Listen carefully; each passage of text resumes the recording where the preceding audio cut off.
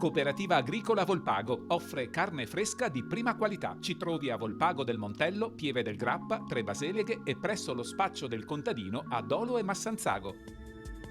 Bentrovati al meteo.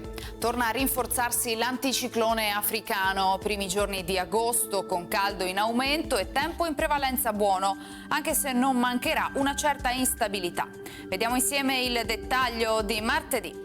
Sul Veneto condizioni di variabilità sin dal mattino in montagna con nubi irregolari e qualche temporale. Altrove sarà più asciutto e soleggiato, ma non si escludono nel pomeriggio occasionali acquazzoni che dai rilievi potrebbero estendersi anche alla zona pedemontana e all'alta pianura. Venti moderati da nord-est, temperature come detto in aumento, minime tra 16 e 25 gradi, massime invece comprese tra i 30 e i 34 gradi.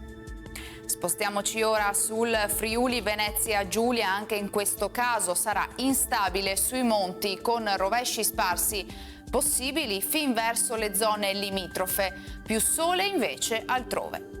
Temperature minime sui 20-22 gradi, massime intorno ai 32-33 gradi. Infine diamo uno sguardo alla situazione del Trentino Alto Adige. Avremo un parziale soleggiamento con annuvolamenti e locali temporali a carattere sparso. Temperature minime intorno ai 19-20 gradi, massime sui 32 all'incirca.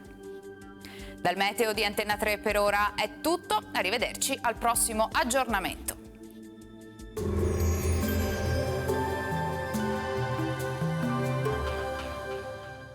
Cooperativa Agricola Volpago offre carne fresca di prima qualità. Ci trovi a Volpago del Montello, Pieve del Grappa, Tre Baseleghe e presso lo spaccio del contadino a Dolo e Massanzago.